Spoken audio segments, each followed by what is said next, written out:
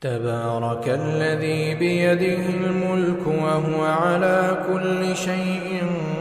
قدير،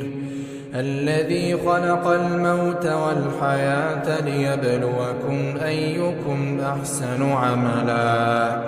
وهو العزيز الغفور، الذي خلق 7 سماوات طباقا ما ترى في خلق الرحمن من تفاوت فارجع البصر هل ترى من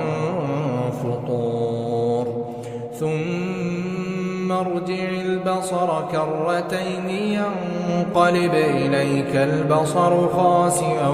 وهو حسير، ولقد زينا السماء الدنيا بمصابيح وجعلناها رجوما للشياطين وأعتدنا لهم عذاب السعير، وللذين كفروا بربهم عذاب جهنم